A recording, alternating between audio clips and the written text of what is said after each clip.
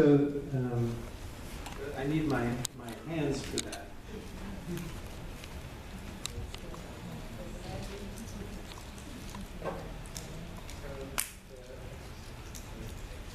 So, no, you can, just the way you're doing it now, because it's going to block out a lot.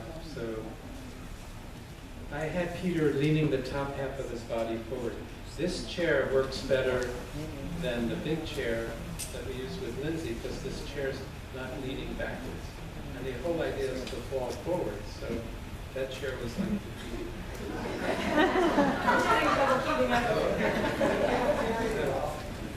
So I had Peter leaning forward, and then you remember, Peter and Lindsay would remember, putting their right hand on my right hand, but leaning the top half of their body forward like that. But then I told Peter, keep your eyes on my eyes the whole time, because I don't want him looking at my hand. I just want you looking at my eyes. It's not a magical thing with my eyes. I'm not like inducing a hypnotic state with my eyes like Svengali.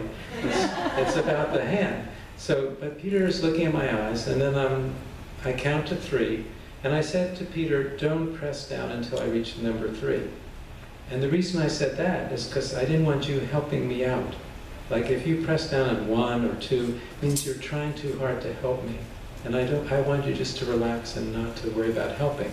So if you started pressing at 1 or 2, I would have stopped it and say, oh, we talked about pressing at 3, so now we're going to go back. And so 1, 2, then 3, Peter was pressing. And we practiced before we began the right pressure.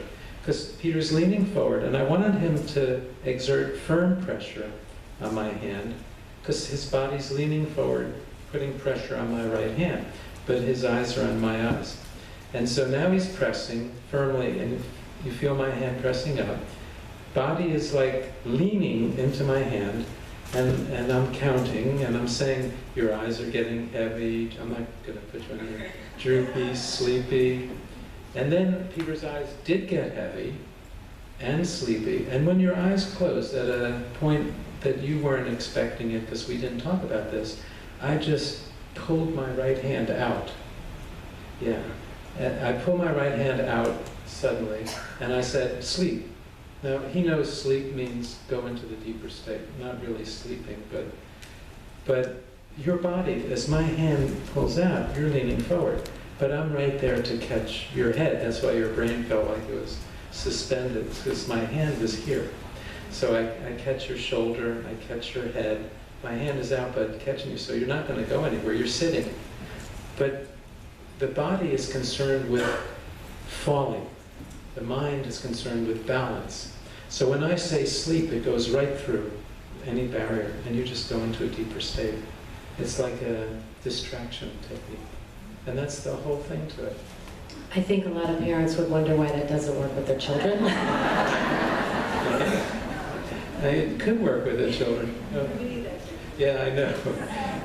I mentioned with my children, when I see their eye rolls, like I was embarrassing them, just by driving the car. I didn't have to do anything. They're sitting in the back seat like I guess it's being seen in public with your parents.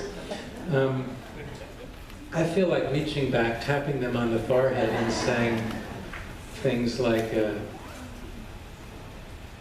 whatever, I'm not going to go into the specifics with my children, what I would want to say, but and they make good subjects too, they could have done it.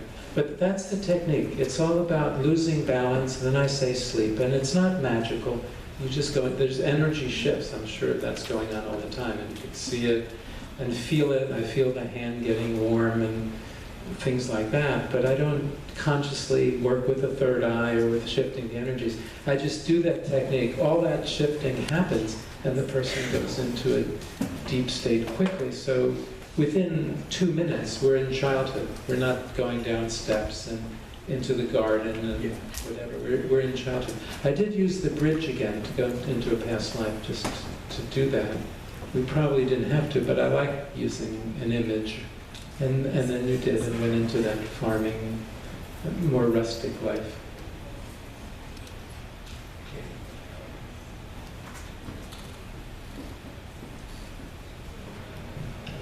One more question is, for people who don't normally are able to be hypnotized as easily as Peter was, what different technique do you have to I do? use the same techniques. This technique, by the way, I like, it's again back to engineers and physicians and lawyers and architects. If you're a very left-brain person, this is a very good technique also, just a different technique. Because, you know, let's say we're walking down steps. We did that Friday night, walking each step, deepening your level. An architect is going to say, oh, why did I make the steps so wide, and the banisters like this, and I should have used marble or what, and that all gets in the way. That's left brain. This way there's no thinking, you're just in the state. So it's very good for left brain people too. It's just